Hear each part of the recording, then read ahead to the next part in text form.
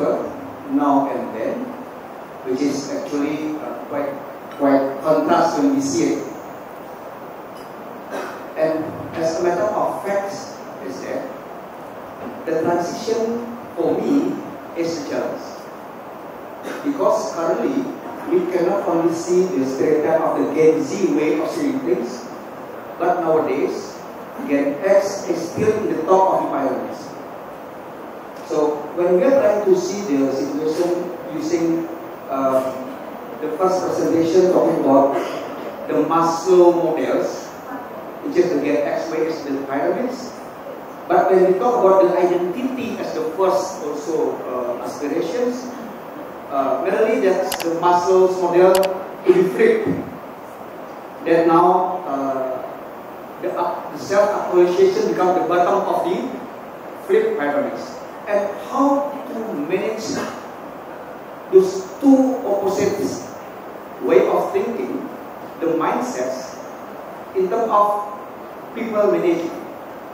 So how then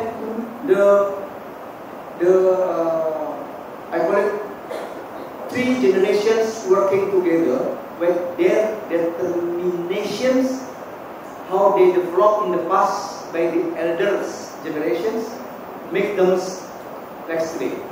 I do believe we also learn about during the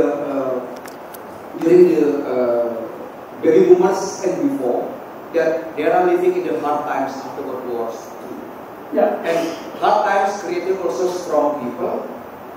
Strong people create also good times. Good times also creating incident. How then we manage all together with two opposite ways? I think I need some tips for that one. Thank you. Thank you. With the permission of moderator, can I Yes, of stand and answer? Of course, of right. course. So team, my PhD program was on all the 5 generations of work. I've touched about 3,000 people across 60 countries. My sample size then reduced to about 300. And my own experience of working with different classes of people, right? Let me tell you, in India, the kind of industry I work, the average age is 28. So we have 90% of the population are between 22 to 25. And the 10% of the organization is between 25 to 55. Okay? We have about 3 generations actively working, about 2 other generations remotely working in different parts of the world. I'll give you a tactical answer and then I'll give you the cognitive answer, both at a strategic level, at an actionable level, right? At a tactical level, on your day-to-day basis, your pre-university programs, before the person joins you, you need to tie it up with academy models. You need to look at your campus brand ambassadors. You need to look at people who can really create the brand for you. You could be a GE, you could be a Xerox, you could be a GM, you could be a Google. You need to have the brand ambassador creating the brand for you back in the colleges, undergraduate colleges and business schools, both, or professional colleges, or skill set building colleges, right? Engineering or diploma holders, you know. So you're building the architecture for people to love you as an organization or a brand starts there.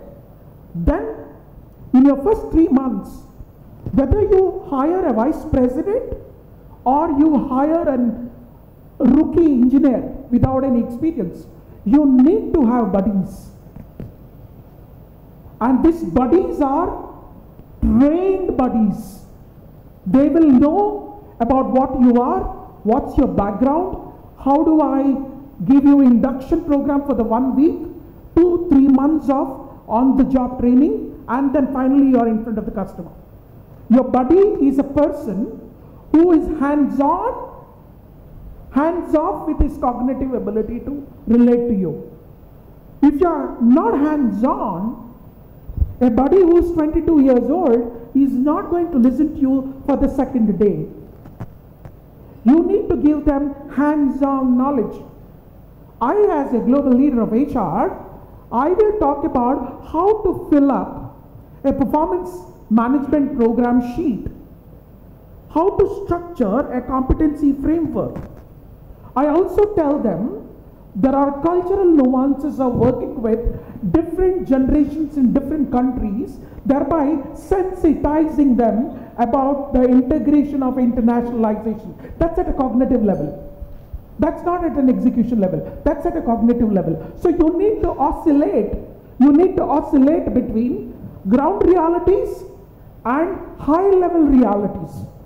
You should keep oscillating between the two, thereby making the people working with you feel at ease for a duration of time. That's one skill marries will. Will and skill marriage together happens in a cultural environment of the organization. You can't be only talking about culture in presentations. You need to walk the talk. So I tell people your say-do ratio has to be 100%. Your say and doing. For example, if I say I run in the morning, the kid has to see me running in the morning. I play tabla or I play an instrumental for All India Radio, the kid has to see me in the social media playing tabla. If I say I coach people, the kid has to see me coaching. Your say-do ratio makes them come closer together. So I think oscillation, skill and will marriage in the context of culture and letting tying the bond happening from the pre-university to post-university, so that college to campus is a seamless transition.